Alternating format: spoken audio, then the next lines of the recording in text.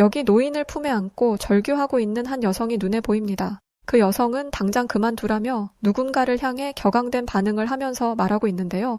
과연 이 여성에게는 대체 무슨 일이 있던 것일까요?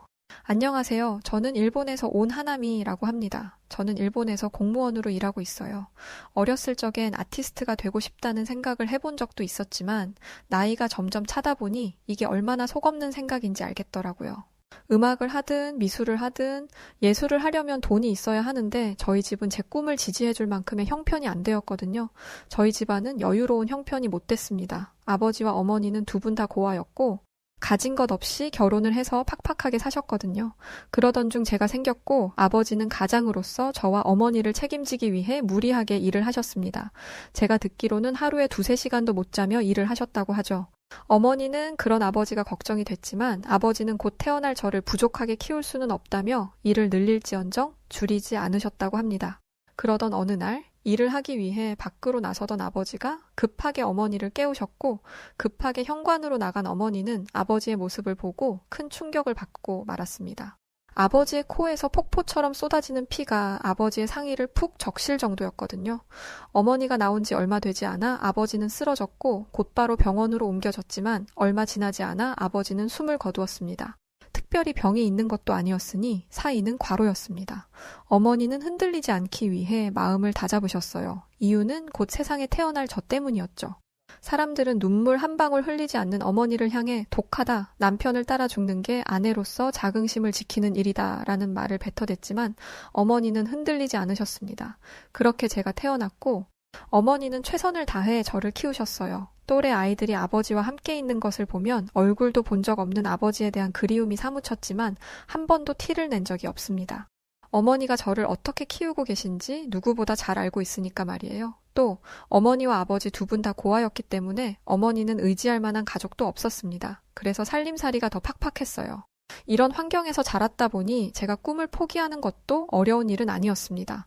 물론 어머니는 이 사실을 알지 못하세요. 그저 제가 안정적인 것을 좋아해서 공무원이 되었다고 생각하시죠. 그래도 다행인 건 공무원 생활이 잘 맞았다는 거였습니다. 덕분에 절 키우느라 평생을 고생하셨던 어머니의 일을 덜어드릴 수 있었고 어머니와 함께하는 시간도 점점 많아졌어요. 그런데 어느 날부터 이런 평온한 생활에 균열이 가기 시작했습니다. 시작은 아주 사소한 것이었어요. 일을 마치고 집에 돌아왔는데 어머니가 화장실에 계셨습니다. 한참을 지나도 안 나오시길래 화장실 문 앞에 가서 어머니를 불렀죠. 어머니는 화장실 청소를 하는 중이라고 하셨습니다. 문을 닫아두고 청소를 하면 안 좋다 말하며 문을 연 그 순간 저는 깜짝 놀라 말을 잃었습니다. 하나미, 오늘 하루도 고생 많았어. 그런데 거품이 잘 안 닦이는구나. 얼른 청소하고 나갈게. 배고프지? 어머니는 평소와 똑같은 말투와 표정으로 말을 거셨지만 행동은 전혀 달랐습니다. 지금 뭐 하는 거예요? 그건 세제가 아니라 샴푸잖아요. 어머니는 그제야 자신이 무엇으로 청소하고 있었는지를 깨달았습니다. 아니, 아까는 분명히 세제였는데 저는 어머니를 밖으로 내보낸 뒤에 마른 걸레로 화장실을 전부 닦고 한참 동안 물 청소를 했습니다. 그렇게 첫 번째 사건이 지나갔고 한동안은 아무 문제도 일어나지 않았어요. 그래서 화장실 사건을 잊고 살았습니다. 그런데 기어이 일이 터지고 말았어요. 새벽에 잠을 자고 있는데 거실에서 부스럭거리는 소리가 들렸습니다. 어머니가 화장실을 가시나 보다 생각하며 다시 잠에 들었는데 그 부스럭 소리가 점점 커졌습니다. 그래서 밖으로 나갔더니 어머니는 화장실이 아니라 부엌 구석에 앉아 계셨어요. 엄마, 뭐 하시는 거예요? 저는 이번에야말로 뒤로 넘어갈 뻔했습니다. 제 질문에 고개를 돌린 어머니의 입에 피가 흐르고 있었거든요. 저는 당장 달려가 어머니의 입을 벌렸습니다. 어머니는 생고기를 씹어 드시고 계셨어요. 저는 어머니 입에 손을 집어넣어 고기를 모두 빼내야 했죠. 어머니는 처음 보는 얼굴로 저를 강하게 밀쳐내더니 욕을 하셨습니다. 그러고는 당신 입에서 떨어진 고기를 다시 주워 먹으려 했죠. 저는 온몸으로 어머니를 막았고 저항하는 어머니를 최선을 다해 막았습니다. 그런데 어떻게 그 작은 몸에서 그런 괴력이 나오는 건지 땀을 뻘뻘 흘리고 온 집안을 헤집으며 뒹굴어도 힘들더라고요. 그렇게 한참의 시간이 흘러서야 어머니는 진정을 되찾았고 저는 곧장 어머니를 모시고 병원으로 갔습니다. 생고기를 한가득 드셔서 걱정을 했는데 다행히 몸에 큰 이상은 없었죠. 깊은 잠에 빠졌다가 눈을 뜬 어머니는 간밤의 일을 기억하지 못하셨습니다. 자신의 몸과 제 몸에 든 멍을 보고 무슨 일이냐 집요하게 물으시길래 전날 밤 있었던 일을 말씀드렸더니 어머니는 자진해서 치매 검사를 받으셨습니다. 알고 보니 요즘 따라 깜빡깜빡하는 일이 잦고 분명 멀쩡히 길을 걷고 있었는데 정신을 차려보니 생전 처음 보는 곳에 있었던 적도 있으셨다더라고요. 제가 걱정할까봐 그동안 비밀로 하셨는데 이렇게 심각한 상황일 줄은 모르셨다고 했습니다. 스스로 치매 검사를 하겠다 말하는 어머니를 보며 가슴이 많이 아팠어요. 스스로 치매라는 사실을 인정하기가 얼마나 자존심 상하고 슬픈 일일지 어렴풋이 이해가 됐거든요. 어머니는 제게 짐이 될 수 없다고 치매 진단을 받으면 나라에서 도움을 받을 수 있으니 스스로 치매 환자임을 증명하겠다 하신 것이었습니다. 어머니는 치매가 맞았고 새벽에 생고기를 씹어 먹은 건 어렸을 때의 트라우마가 투영된 것 같다는 것이 전문가의 의견이었습니다. 어머니는 부모가 없이 자라 배 곱는 날이 많았는데 그나마 있는 돈을 불량배들에게 빼앗기고 일주일 내내 굶다가 배고픔을 못 이겨 고기를 주류로 하는 술집의 음식물 쓰레기를 뒤져서 먹은 적이 있었다고 합니다. 그때의 좌절감이 트라우마로 남아 치매 증상으로 나타난 것이었죠. 치매 진단을 받은 어머니의 상태는 순식간에 악화되었습니다. 어머니는 제가 일을 하느라 집을 비운 틈을 타 집에서 나가기도 했고 치매 노인을 돌보는 방법을 몰랐던 저는 그럴 때마다 온 동네를 뒤지며 어머니를 찾아다녔어요. 어머니가 저를 돌봐주신 것처럼 저도 어머니를 끝까지 돌보려고 했는데 이렇게 했다가는 어머니도 위험해질 것 같고 저도 생계를 이어가지 못해 둘 다 힘들어질 것 같았습니다. 그래서 나라의 도움을 받고자 했어요. 노인과 관련된 일을 처리하는 공무원은 ACP라는 제도를 알려주었습니다.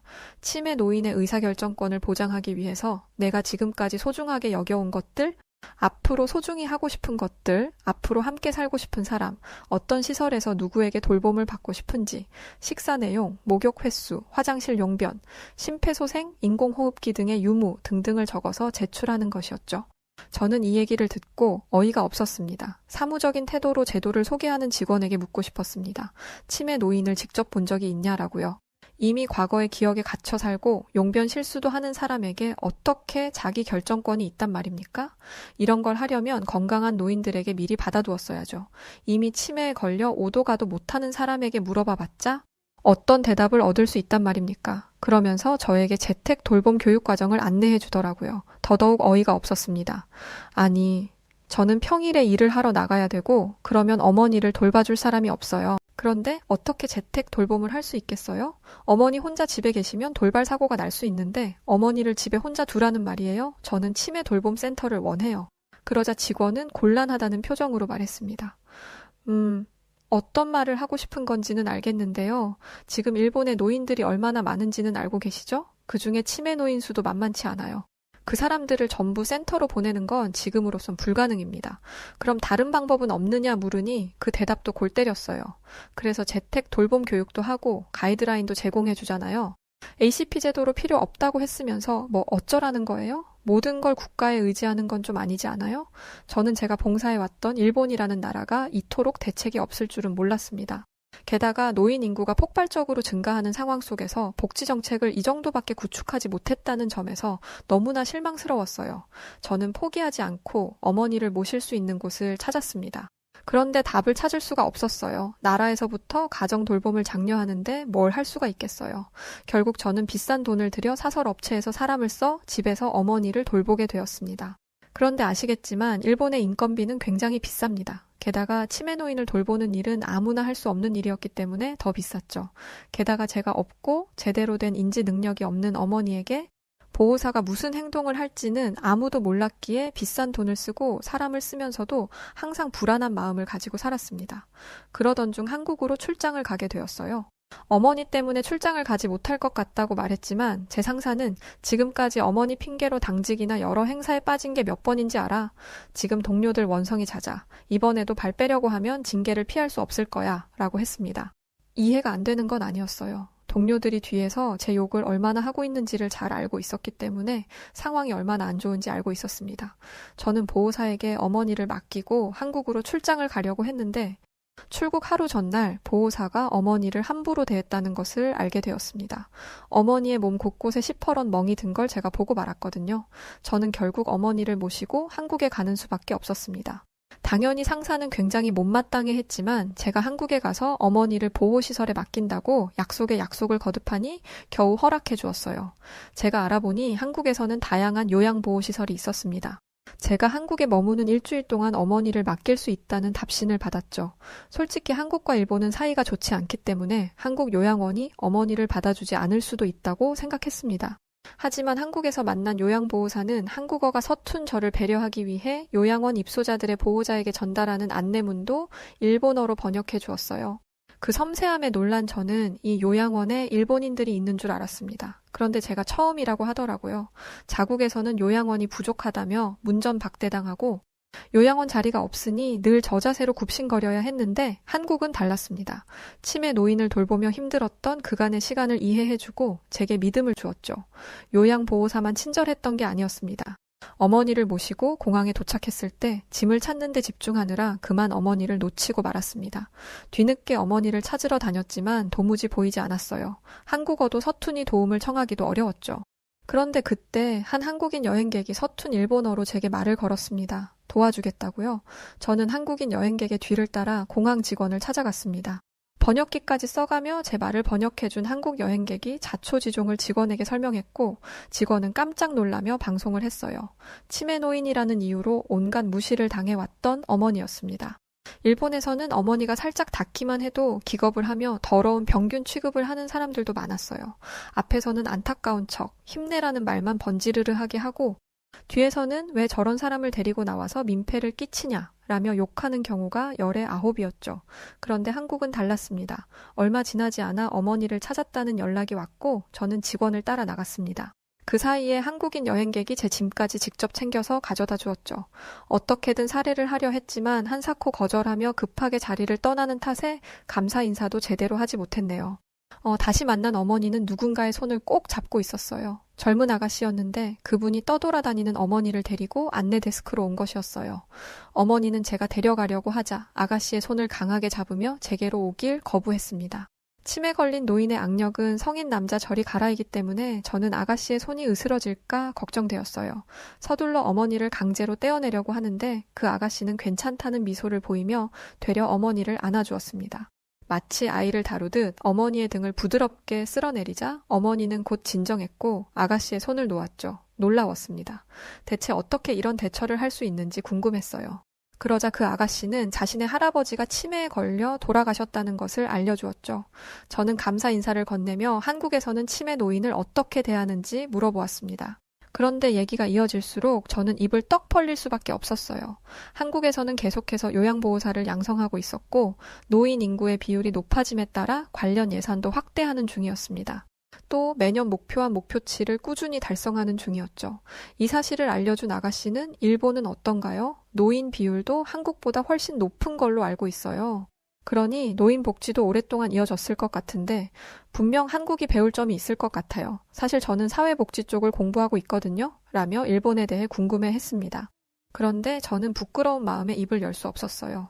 일본은 지난 2017년에 치매에 대한 올바른 인식 보급을 위해 그해 말까지 800만 명의 치매 서포터를 양성하려고 했지만 처참하게 실패했습니다. 그리고 그 이후에 제가 혀를 찾던 ACP 제도라든지 다른 제도들을 만들어내고 있었던 것이었어요. 공항에서의 만남을 뒤로하고 어머니를 요양보호소에 맡긴 뒤 제 일을 시작했지만 일본과 한국의 복지정책의 수준 차이가 계속해서 제 머릿속을 맴돌아 도통 일에 집중할 수가 없었어요. 그러던 중 일본으로부터 충격적인 소식이 전해졌습니다. 일본 복지업무 담당 공무원이 독거노인의 사망 사실을 알면서도 시신을 방치했다는 소식이었어요. 게다가 시신을 방치한 기간은 무려 2달하고도 보름이었죠. 더 끔찍한 건 노인의 시신을 방치한 이유였습니다. 그 직원은 일이 밀려서 대응할 시간이 없었다라고 말했다는데 같은 공무원으로서 화가 나 견딜 수 없었어요. 아무리 일이 많다 하더라도 사람이 죽은 일이었습니다. 당장 2, 3일만 지나도 부패가 시작되는데 고인이 그 지경이 될 때까지 방치했다는 건 인간이 할 도리가 아니었어요. 게다가 일본은 개인주의적인 사회이기 때문에 그 노인이 나타나지 않는다고 들여다볼 사람이 없다는 것을 그 공무원도 알고 있었을 것입니다. 그 일본 공무원의 마인드는 안 봐도 뻔했어요. 가족도 없고 돈도 없고 힘없는 노인, 죽으나 사나 나랑 무슨 상관이야? 제가 확신하는 이유는 실제로 이렇게 생각하는 사람을 많이 보았기 때문입니다. 게다가 이 노인의 고독사, 사실은 복지용품 사업자가 노인 집을 방문해서 알게 된 사실이었어요. 그렇고 난 뒤에야 늦장 대응을 한 것이죠. 일이 많다면서 세간의 사실이 알려지니 그제야 대응을 한 거였습니다. 분노가 치밀어 올랐어요. 그런데 국가기관은 저와 생각이 달랐습니다. 왜냐하면 그 공무원은 정직 5일의 징계 처분만 받았거든요. 시신을 하루 이틀 늦게 수습한 것도 아니고 무려 2달 보름이나 늦어졌습니다. 기록이 누락된 것도 아니고 고작 일이 바쁘다는 이유로요. 그런데 정직 5일? 여러분은 이게 말이 된다고 생각하시나요? 일본에는 엔딩 서포트 제도라고 해서 주기적으로 독거노인과 연락을 하고 독거노인이 사망하면 그들의 살림살이를 정리하고 사망 신고까지 대행해주는 서비스가 있습니다. 국가에서 제공하는 서비스이지만 돈을 내고 이용하죠? 사망한 독거노인은 이 서비스 이용자였어요. 자신의 사후를 책임져 준다는 믿음 하나로 돈까지 내가며 서비스를 이용한 건데 돌아오는 게 2달 보름간의 방치라니 일본에서는 늙은 게 죄라며 농담처럼 말하던 말이 현실로 느껴지는 순간이었습니다. 고령사회에 진입한 지가 언젠데 연간 26,821명이나 되는 사람들이 고독사를 합니까? 대체 그동안 제가 낸 세금은 어디로 갔으며 저는 그동안 무슨 이유로 국가를 위해 봉사했을까요? 이 일을 계기로 저는 제 조국, 일본에 대한 생각을 달리 하게 되었습니다. 어머니가 치매가 걸린 후로 스스로에게 던져왔던 질문이 터져버리고만 것이죠. 그리고 그 기폭제는 바로 한국이었습니다. 국민의 마지막을 책임져주지 못하는 나라를 어떻게 믿을 수 있겠어요? 그런데 한국은 아니었습니다. 치매 노인들을 위한 복지시설과 치매 전담형 요양기관이 있어서 원하는 사람들이라면 누구나 요양원에 들어갈 수 있었어요. 보호소 자리가 없으니 집에 돌아가서 보살펴라라는 무책임한 말이나 하는 일본과는 달랐죠. 요양원이 많다고 시설에 큰 차이가 있는 것도 아니었습니다. 음악활동, 인지자극 훈련뿐만 아니라 다양한 전문가를 초빙해서 치매 노인들의 삶을 개선하기 위해 최선을 다했습니다. 저는 한국에서 겪은 쇼킹한 일을 기억으로 간직한 채 일본으로 돌아왔어요. 한국에 있는 짧은 시간 동안 요양원에 있던 어머니는 단시간 내에 많이 안정된 모습을 보였습니다. 가만히 앉아있는 것도 힘들어하던 분이 가만히 앉아서 집중력을 발휘해 손으로 무언가를 만들고 계셨죠. 운동 능력이 뛰어나서 젓가락질도 힘들어하던 분이 말입니다. 일본으로 돌아온 지 얼마 안 되어 저는 한 통의 연락을 받았습니다. 바로 집주인이었죠. 저는 당연히 계약 연장에 관한 이야기인 줄 알았는데 집주인의 목적은 그게 아니었어요. 하나미 씨, 계약을 종료하고 이만 나가줬으면 해요. 그건 바로 퇴실 요구였죠. 그 집은 제가 학생이던 시절부터 살았던 곳이었습니다. 그만큼 주인 집과도 가까웠죠. 저는 갑작스러운 요구에 당황스러웠습니다. 갑자기 나가라는 이유를 묻자 집주인은 이렇게 말했어요. 하나미 씨 어머니가 치매에 걸렸죠? 솔직히 치매 걸린 노인이 살고 있다는 게 마음에 걸려서요. 당황스러웠습니다. 어머니가 다른 집에 피해를 주는 것도 아니고 저와 함께 사니 고독사할 가능성도 없었어요. 이런 상황에서 나가라는 건 치매 노인을 차별하는 것밖에 안 됐습니다. 저는 항의했지만 집주인의 생각은 변하지 않았어요.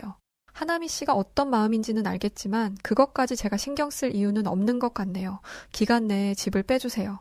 일본에서 치매 노인이나 독거 노인은 집을 구하는 것조차 어렵습니다. 월세를 내지 못할 가능성이 있으니까요.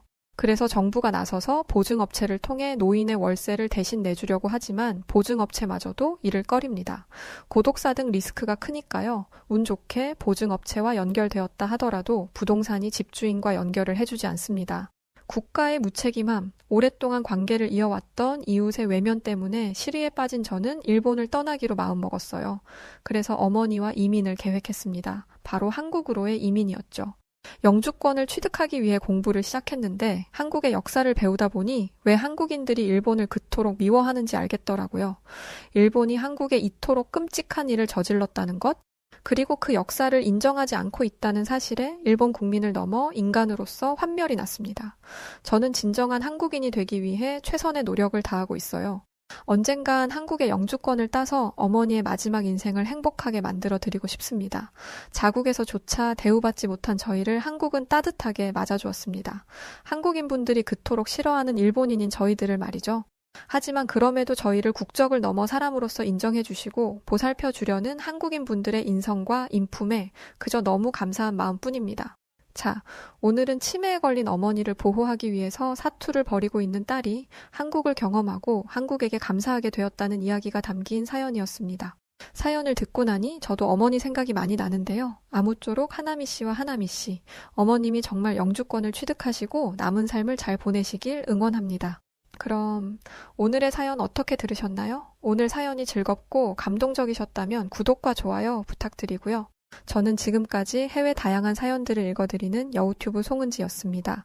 끝까지 영상 시청해주신 분들 모두 감사드리고요. 따뜻한 주말 되시기 바라겠습니다. 고맙습니다.